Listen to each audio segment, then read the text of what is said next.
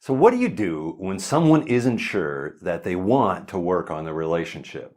I mean, I can't tell you how many times I've heard this before. I mean, one person isn't sure they want to stay in the relationship, or if they do, they don't want to work on it. I mean, and that's called ambivalence. Another phrase for this is just mixed feelings. In other words, someone isn't sure what they want. They may be ambivalent about getting help or for their marriage. They may be ambivalent about staying in the relationship and in the marriage. And it makes it tough on you, the mentor, when one of the people isn't ready to commit to taking steps to improve. And I used to feel a bit discouraged when I would hear someone talk about how uncertain they are that they want to stay in their marriage. I mean, what do you do about it? Well, I've come to think that there are four main reasons for this. So first one is anger over betrayal. So let's say that someone just found out about an affair. I mean, it's natural that they're angry and it hurts, and their emotions are going to be all over the place. They may be willing to commit to the marriage one minute and then the next minute they're asking for a divorce. And I usually say something like, well, it sounds like your emotions are all over the place right now. It might be a good idea to give yourself some time to process how you're feeling before you make any big decisions. Would you be willing to work through your emotions first? So two is a lack of awareness. So when someone has a lack of awareness about how their actions are impacting their spouse, it's a different issue. So I spend time talking to them about the impact of their behavior. Usually there's a fair amount of defensiveness. So an example, Sean and Wendy were meeting with my wife, Michelle, and I, and Sean loved his wife, but he didn't really understand why Wendy was so unhappy. And Sean wasn't sure why they were speaking with someone. I mean, he was uncertain about seeking help. And his ambivalence came from being unaware of the extent of the problem. So here's kind of how a discussion went between the two of them. So I should say something like, Wendy, you mentioned that you were really unhappy. Would you tell us more about this? And Wendy replied, well, Sean just doesn't seem to care about me. He's always working late and I'm home alone with the kids. He rarely even calls to let me know when he'll be home. So Sean would say, that's because I need to work. You know the demands of my job. I have to deal with things at the last minute all the time. So Michelle pop in and go, Wendy, it sounds like you don't like that Sean works so much. Sean, you have lots of demands at your job that require you to be there. So Wendy, how do you feel when Sean isn't there? Wendy replied, I feel alone and underappreciated. So Michelle, would say, what happens if this continues? Wendy responds, I don't want it to continue. I can't go on like this. And I jump in and go, Sean, what did you just hear Wendy say? Sean said, well, I know she feels alone. When I do come home, she attacks me for having to work.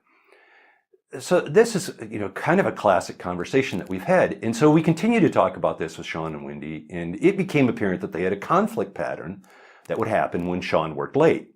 Sean wouldn't call. Wendy would attack him when he got home. Sean would further withdraw and work late again. So Sean became more aware of how Wendy was feeling, and Wendy became more aware that her attacks felt very critical to Sean. So once we were able to validate the pattern, we were able to talk about ways to change the pattern. And this process of building up awareness of how their pattern was hurting their relationship helped them to become motivated to try some solutions. Another reason is discouragement. We met with one couple where the wife wasn't ready to commit to change, and she had been asking her husband to seek help for years. She had gotten so discouraged that she didn't feel that anything was going to work. And her ambivalence was because she was so discouraged. Now, her husband was willing to do whatever it would take to save the marriage. I mean, now, when one person has become so discouraged or demoralized and they aren't ready to commit to their marriage, they may not change their mind quickly. Often they may need to see their partner take some practical steps to work on the relationship. The ambivalence is coming from being very aware of the issue, but being frustrated with it for a very long time and feeling their partner won't change. I often see that there is some type of unawareness that's also at play. Like with Sean and Wendy, I don't think Sean really understood the impact his actions were having on Wendy. And Wendy didn't start having hope until Sean demonstrated that he was ready to try something. When there's an addiction, the discouraged partner may need to see their partner dealing with their addiction. 4, Someone doesn't want to change. This is usually the last conclusion that I draw, and I don't take this lightly. Sometimes a couple knows very well what needs to change, and they may have gone to a number of counselors. One person may be unwilling to change. They may be unwilling to commit to working on the marriage.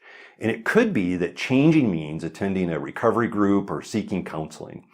And some issues may require a mental health professional. And when it looks like someone is entrenched and not changing, they may not be good candidates for mentoring. You need to ask yourself if you're willing to commit the time. Don't work harder than they do. So some tips for mentors.